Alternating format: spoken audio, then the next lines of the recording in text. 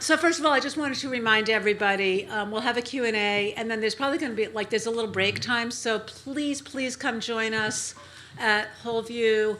One of the best parts of the day has been reuniting with people, and obviously everybody wants to hang out there. I do too. I keep saying, do we have to do the conference? Because it's so much fun to see everybody. So please come to Wholeview at 5:30. It's 369 Lexington Avenue. The address is in all your materials. It's around 41st Street on the 14th floor. So we hope to see you there. Okay, so one of the things about going last is everybody's already said it. So a lot of what I'm going to say is actually has been said, but I'm going to say it from a slightly different lens, because one of the things I think is so important is, like, in this room, we know this stuff. And if you didn't know it before, you know it now. But out there, most people don't. So my lens is, how do we spread the word? Okay? How do we get it out there? Okay, so that's it, spreading the word. Okay.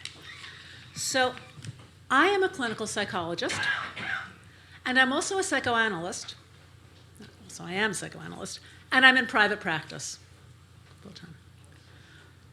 In that private practice, I treat a lot of people who come to me for help with their substance use. Not surprising here, but that is, in fact, very unusual. And it's unusual, I think, for a number of reasons that I think are important to understand, right? There are many psychologists, and probably the majority of psychoanalysts, who feel uncomfortable addressing substance misuse. And if we understand why, maybe we can rectify that. Now, as we know, for a long time, we were taught to treat substance use in ways that were absolutely counterintuitive to everything we learned in psychology and psychoanalysis school, right? We were told, we especially of a certain generation, but I think still, and you younger people out there can verify this or not, but I think that there's still a lot of teaching going on that says you cannot do good psychotherapy if somebody is using, and if somebody is using, you drop your therapeutic stance, you tell them what to do. All of a sudden, you tell them, you must get sober. Sometimes you tell them, you must go to AA. You must, right? Sometimes you tell them, you must go away to a rehab, and then maybe I'll see you when you come back after the rehab has fixed that problem first, right? And that didn't feel right to people who were trained as psychotherapists and psychoanalysts, right? And so people just left. And so some of us know now that harm reduction therapy provides an alternative that is, in fact, much more commensurate with what we think of as good psychotherapy, and actually with psychoanalytic ideas that I'm going to show you in a bit, okay? But we have to spread that word. Okay? Harm reduction therapy is an approach that honors psychological principles, and it embraces psychotherapeutic practice, right? But the problem is that so many therapists and analysts checked out when they didn't know about that, decided that they don't want to do it, that they don't even know, they don't have an idea, that they would not now be criticized or ostracized for doing what might feel right. That in fact, now it's not only accepted, but encouraged to do what feels like good psychotherapy, right? Because they were told that it would do their patients harm. They would be enabling a destructive, potentially lethal behavior if they didn't follow those rules, demand abstinence, and tell people what to do. So we have to educate psychologists, psychiatrists, social workers, counselors. We have to educate all clinicians who don't know about harm reduction therapy how they can approach users in respectful, collaborative ways that harm reduction therapy entails, that you've been hearing about all day. So I'm going to, in a minute, define yet again what I mean by harm reduction therapy. But also, I just want to say that another consequence of many trained clinicians and teachers leaving substance users out of their practice, it's not just that substance users don't get those clinicians treating them, But the other problem is that people who do treat don't learn a lot of psychology, right? There's this split. So, for example, and only one example, right? Trauma and substance use, as we know, are often correlated. And the sequelae of trauma and how to treat it is something that psychologists learn much better than people who are learning how to do substance use counseling learn, right? They learn the basics. So much of what we psychotherapists learn about engaging individual humans in treatment, addressing the complexity of who people are and how they struggle, is lost to people who learn about substance use treatment, but not the psychotherapy skills that more sophisticated, advanced psychotherapists learn. So we need to bridge this gap, right? We need to do bidirectional training. In my work as a trainer, it goes both ways. And so I really think it's important for as many people as possible to do that, right? To spread the word in both directions, to teach clinicians how to better treat substance misuse, and to teach substance use workers how to understand more complex psychology, right? And how that can help them with their clients. So I'm going to now specifically tell you what I mean by harm reduction therapy. And this repeats a lot of what Brian talked about in Teresa's research this morning. I've sort of culled this from a lot of the harm reduction literature that I read. Certain things stand out. But think of it this time as I'm telling this to you, not so you know what harm reduction is, but so we can think about what is it that's important to teach. What do we want to communicate as we try to bridge this gap to both sides, okay? And this is particularly what we would want to teach clinicians about substance use therapy. This is what harm reduction therapy is, okay? So a lot of people think of harm reduction as any therapy that allows for a range of goals from safe use through moderation training through abstinence. And that would be the definition of harm reduction therapy. In fact, some people get that wrong. Some people think that harm reduction therapy means moderation, which is a pet peeve of mine, by the way. I cannot tell you the number of people who call me and say, quote, "So-and-so failed at abstinence. Would you see them for harm reduction, please?" Wrong in a million ways, right? Why are you saying your patient failed? Like maybe you failed them? Why are you starting with abstinence and then going to moderation? Shouldn't we go the other way around? And, well, importantly, isn't abstinence a way to reduce harm? Right? So harm reduction, of course, is looking at a range of goals and figuring out, what goal is right for a specific person and what that looks like for that person. But my point is also, that is a big part of what defines harm reduction, but there are other things as well, okay, that are not about the goals.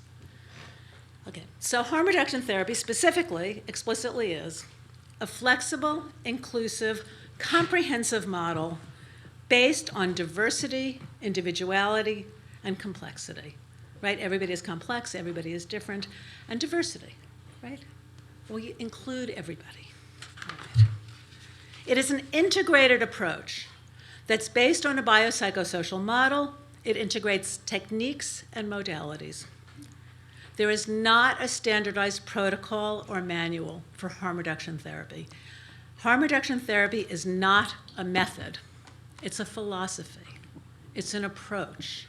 It can underlie any number of methods. And I know you've heard of that a lot today, right?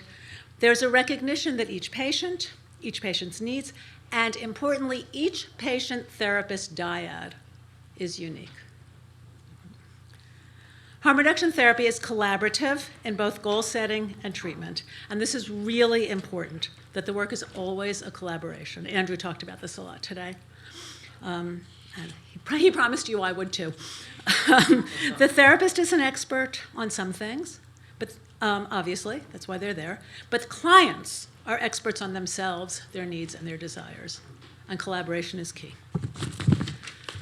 So, harm reduction therapy, entails, I'm not doing well with this at all, harm reduction therapy, I'm totally not doing well with this. I know, I want to go back. Harm reduction therapy entails, there we go, a focus on the complex whole person and the circumstances of their life. Right? So very often, when substance use enters the picture, a person is immediately labeled, not to mention stigmatized, and the treatment is about that. And harm reduction therapy, in contrast, always addresses the fullness and complexity of the whole person and the circumstances of their life. It shifts the focus away from drug use itself to the consequences of over or misusing. Substance use itself isn't bad, right? We need to assess what impact it's having, positive and negative, for that individual person, and understand that in the context of their life. Okay. So that focus on a whole person is much more like therapy. It's just regular good therapy, right? Also, in harm reduction therapy, the meaning and function of use is recognized, which of course includes the fact that it carries positive aspects, even if it's ultimately destructive or harmful. And what I mean by that function is some things like self-soothing, reducing anxiety, that kind of stuff. Meaning is symbolic, what it means for that person. And that's really important to understand. Of course, it's often multiple meanings. It could be at the same time identifying and disidentifying with a parent or a person in your life, right? It could mean freedom, it could mean rebellion, it could mean any number of things. But it's really important to understand because it's so integral to who the person is and so hard to give up if it's a part of yourself. So we could unpack that, I think, talk about that for days, right? And talk about it in all kinds of people, all kinds of settings. And also think about how can we reach the clinical world who doesn't know this to teach it to them, because I think we need to do that. But then there's the other side, right? What people who know harm reduction and substance use treatment can learn from psychoanalysis, from any kind of good psychotherapy. Okay. But one thing I do want to say before I move on to that is I really want to be clear that all of these factors that I just detailed, other than the goals part of harm reduction therapy, are important to apply regardless of therapy, of setting, right? No, regardless of therapy, regardless of any setting. So I have heard, much to my dismay, people at harm reduction conferences absolutely dismiss abstinence-only places. Like, that's not us. We're not dealing with them. They are the enemy, right? The problem is that abstinence-only places are most of the places that people who are mandated to treatment end up. It's most of the places that people with the most limited resources end up, right? Other than housing first, it's shelters, it's supportive housing. Why would we give up on them? Why would we not teach the counselors and therapists and people working with those populations how to treat their clients with respect? How to understand that they can work collaboratively, that they can learn good psychotherapy skills even under restrictions. So I hope that any of you who are here in this room who work in abstinence-only settings are taking this in and can bring it back to the place that you work. And that is all part of harm reduction therapy, okay? It's about addressing humanity and not addiction, okay? It's a way of just developing better clinical skills and having better relationships with your clients. Okay. Now I want to talk, stop, they're moving too fast, about psychoanalytic psychotherapy. So a goal of psychoanalytic treatment is to help people grow and have more freedom and choice in how they live their lives. Included in this is coming to know the unknown parts of oneself, the unconscious, the dissociated. And we do this through being curious, wanting to know about the other person, and encouraging their own curiosity about themselves. My supervisor and mentor in the psychoanalytic world, Philip Bromberg, always taught that the basis of psychoanalysis is curiosity. and helping our clients become curious about how their own mind works. And I'm a relational analyst. Therefore, my work is, of course, by definition, collaborative, and what happens in the relationship is part of the treatment. Relational analysts believe that relationships are fundamental developmentally, like attachment theory and all that that implies. Throughout life, is somebody lonely? Do they have supports, a partner? What are their relationships like? And very importantly, in treatment, the therapeutic relationship is the key to good treatment. So both analyst and client have to work to recognize unknown aspects of self.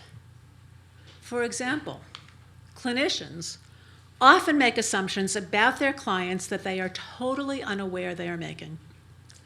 They may have ideas about who uses a certain kind of drug. They may have ideas about substance users in general. Many people who are in recovery themselves assume that others who use are similar to them, but that may not be the case. And of course, there are all kinds of racial, cultural, social, and socioeconomic biases that remain unconscious in clinicians who would be very ashamed to recognize those parts of themselves, who dissociate them because they don't want to have them, right? And it's only in clinical supervision, one's own analysis, maybe peer support groups, if we're open enough that we can become aware of those, and it is so important that we do. And then our clients, like all people, also have many parts of themselves that don't know each other. And that's, of course, called dissociation. And of course, we all dissociate, we know that. But more extreme dissociation causes problems in living. And more extreme dissociation is generally a product of trauma.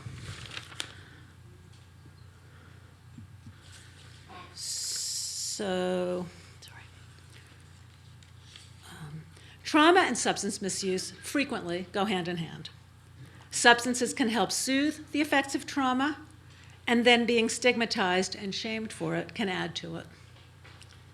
And dissociation is a natural result of trauma because it is the mind's way of protecting the innermost self. For example, a child is being humiliated or hurt. The child may remove her mind from the situation, and for example, let's say a beating is happening to a body that is not me. I'm not letting the abuser touch the real me. In some cases of trauma, people describe going out the window or up to the ceiling and watching it happen to an empty body from afar. In other cases, we simply siphon off the part that was hurt so the rest of the self can go on. And this is all adaptive. It is life-saving, sanity-saving, right? But the problem is that it can become a permanent process that then interferes with living fully, and it is the essential factor to understand in treatment. So for example, here's one thing that can happen. Somebody comes in and wants to use safely or not at all. They make a plan with you. The part of themselves who comes to treatment, we call that a self state, really, really wants to follow that plan and feels invested in it. So sitting in the room with you, they're completely motivated to moderate or abstain. Later, at a party or at home in pain, a different part of themselves comes alive. That part doesn't know about the plan, was not present when it was made. They use. The person comes back ashamed, confused, feeling like they failed and they don't know why. A therapist who doesn't understand dissociation may feel angry, lied to, betrayed, or as confused as the client who just doesn't get what happened. It feels out of the blue. How could it be? If the therapist understands dissociation, she will know that her job is to help her client understand it. Not just intellectually, although it can start intellectually, which at least can provide a framework to help reduce some of the shame, right? But really, really know it, gut-wise, so that the parts can come together, so they can know and understand and negotiate with each other. And the way to do that is through your relationship. to invite and bring that part into the room and to let it know that it's safe with you. Okay. So I had a young woman plan with me to dump her leftover cocaine. She was determined to do it. I asked her to close her eyes, breathe deeply, and I asked, is there any little voice inside that may have a problem with this plan? She looked at me shocked, and she said, oh my God, I'm not going to do it. And she was like very young and very sweet and very naive, and she said, I've heard of lying to other people. I've lied to other people a lot. But how do you lie to yourself? I was lying to myself. And so I explained to her that it wasn't lying. In fact, a lot of substance users get reputations for lying for just this kind of thing, when it's not lying. It's dissociation. It's not knowing, right? So I explained that to her. And we worked to talk to the part that didn't want to dump the coke, rather than the part that was already there and already motivated, right? Now, she was able to access her other parts, even though it took some work and surprised her. But some people can't at first at all. I think Scott gives really good examples of parts that can talk to each other. But in real traumatic dissociation, parts don't know that each other exists. They don't know there's potential for another when they are in one. So when you're in one self state, you not only can't access the other, you really don't know there's a potential for any other. Okay? And obviously, it is the part that uses that will most likely stay away from therapy, that will be most threatened by it, right? The part that uses, that feels like the goal of the therapy is to kill it off, to put it away, right? And yet, of course, that's the part that most needs to be there. Not just because it's engaging in a dangerous behavior, but because it's probably the most hurt and vulnerable part that needs the therapy the most, right? So we need to find ways to make it safe, to let those parts know that they're welcome. The goal of therapy is not to kill them, to welcome them and nurture them, find out what they need. So I have a woman now who understands and feels that she is in totally different states when she's out drinking and offered cocaine, and when she's in my office regretting that she again used way too much and lost days. She knows that. She can tell me that when she's out, as much as we talk, when she's out, she's not going to remember. She's not going to know, right? She cannot access the opposite state at all, but she's been beginning to recognize that they both exist. The problem is that in my office, she can describe the part that likes using, but she's not yet embodied it. She will, if I try to ask her, was it fun? Did you have fun? I keep trying to get at that, and she'll always say it with a but. Yeah, it was fun. I do have fun with my friends, but. So as long as she's telling me the but, how bad it was, how much she regrets it, she's still in the self state that wants to stop, right? And I think a trap that clinicians can fall into is colluding with that part to keep the self state out, because it feels so good. When your patient wants to kill or silence the part of herself that uses, it's really easy to agree, right? It's so much safer. The problem is we cannot kill a part of a person, right? We can send it underground, but it will still only remain denied and probably nonverbal as it is now, expressed through the body, behaviors, and in relational dynamics. So we need to find a way to formulate it into words to bring it in so we can work with it. So one reason that people who have suffered a lot of trauma can't access those parts is because it doesn't exist in words. Trauma, the experience of trauma, is by definition too big for words. Things that happen that can be verbalized are held in narrative memory, but those that cannot be verbalized are held in body memories or come out in relationships or action. So for example, flashbacks are body memories. Using is an action. Right? And then there are things that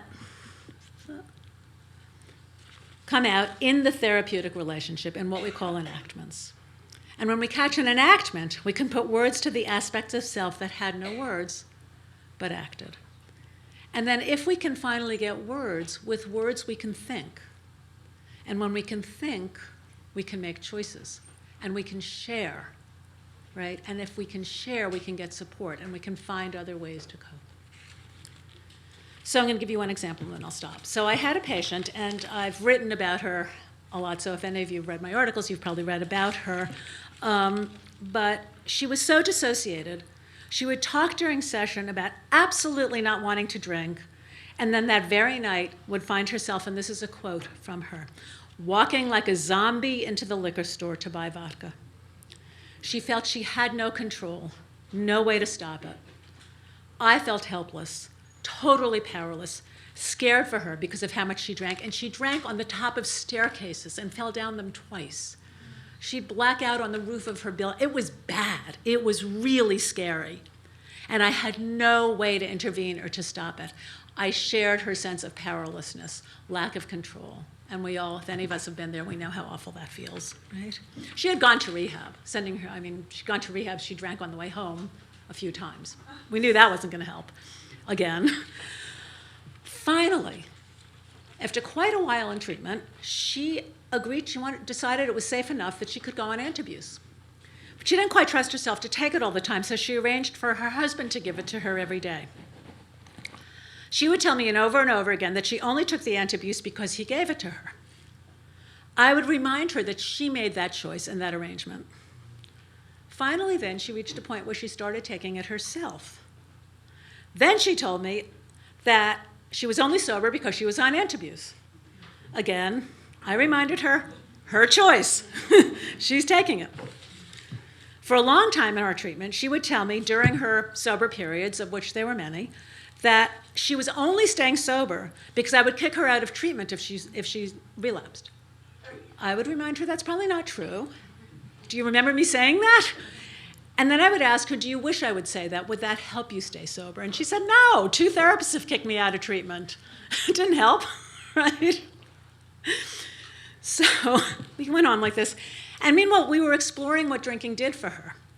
And at first she had no idea. She said she did it on autopilot. She simply felt she had to, like a job.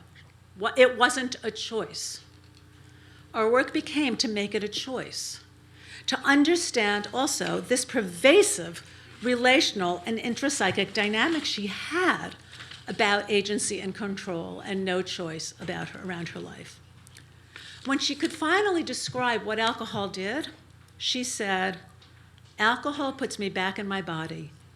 She said, when I'm not drunk, I hear myself talk and I wonder who's talking. Right? So we could see then how all those relational dynamics of attributing her desires and decisions to somebody or something else was key to her basic psychology, her perceived lack of agency, her sense of zero subjectivity in her own experience, no agency over her life at all. It's not even she who talks. No wonder she drank so much. Drinking allowed her to feel that. It was her who did the talking, who made choices. So articulating that then allowed us to understand her drinking and to start working on those underlying issues that could then lead to helping her reduce her alcohol use, right? And the need for it. So we'll have questions at the end. I just hope that you can see then that teaching these psychoanalytic skills to substance use counselors could really enhance their treatment, as well as also teaching harm reduction therapy to clinicians can help them. Thank you, and now I have this.